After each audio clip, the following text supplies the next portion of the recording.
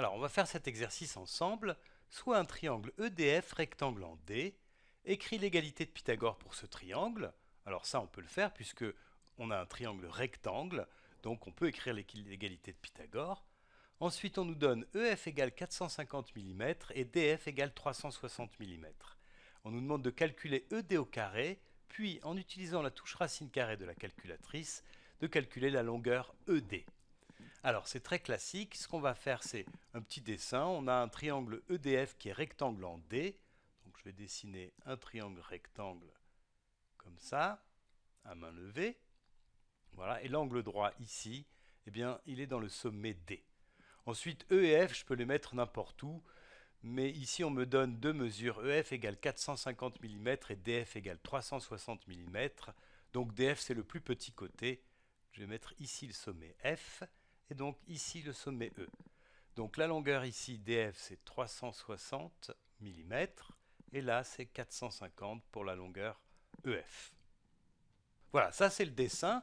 Maintenant je vais répondre à la première question. Écris l'égalité de Pythagore pour ce triangle. Ben, l'hypoténuse,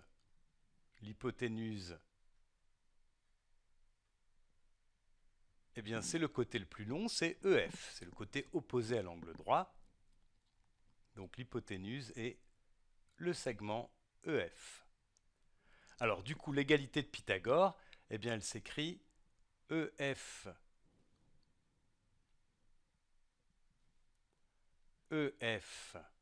au carré, c'est l'hypoténuse élevée au carré qui est égale à ce côté-là élevé au carré plus ce côté-là élevé au carré. Donc FD au carré plus DE au carré. Là j'ai écrit FD, FD ou DF c'est la même chose, hein. Alors maintenant je vais remplacer par les valeurs que j'ai.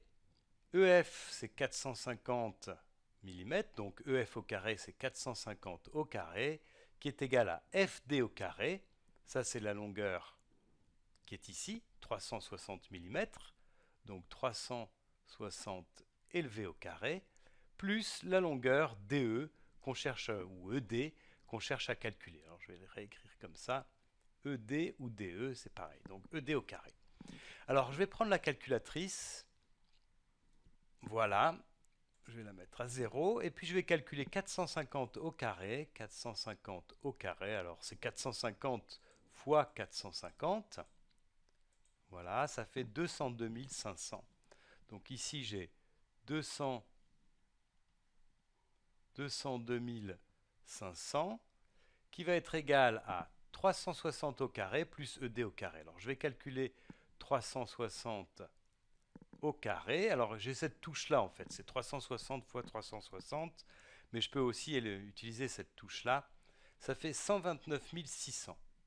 129 600 plus ED au carré. Voilà. Alors maintenant j'ai pas ED, mais j'ai ED au carré, et je peux dire que ED au carré, eh bien c'est 202 500, 202 500, moins ce nombre-là, donc moins 129 600. Alors ça, je vais le calculer avec la calculatrice. 202 500 moins 129 600, c'est égal à 72 900. Donc ED au carré est égal à, qu'est-ce que je viens de dire, 72 900. Alors ça, c'est pas ED, c'est ED élevé au carré. Mais ça veut dire que, donc, ED, eh bien, c'est égal à la racine carrée de ce nombre, racine carrée de 72 900. Et ça, c'est une valeur exacte, mais je peux calculer une valeur approchée. Alors, je vais donc utiliser la calculatrice. Pour ça, donc 72 900, je l'ai déjà écrit ici. Et je vais prendre le symbole, je vais appuyer sur la touche racine carrée qui est ici donnée par ce symbole, racine. Donc je vais le calculer. Ça fait 270 mm. Voilà. Alors ici une petite remarque, hein, sur cette calculatrice, la touche racine carrée c'est celle-là, mais sur vos calculatrices c'est ce symbole-là, hein. Voilà, c'est la touche où il y a ce symbole-là de racine carrée. Alors je vous conseille aussi de bien écrire, de ne pas supprimer cette étape-là, de bien écrire l'égalité de Pythagore avec vos lettres, parce que ça vous évitera des erreurs. Ici par exemple, c'est un côté de l'angle droit qu'on doit calculer, donc c'est pour ça qu'il y a un signe moins qui apparaît à la fin. Voilà, donc il faut faire vraiment attention à ça. Écrivez bien cette égalité de Pythagore dans votre triangle.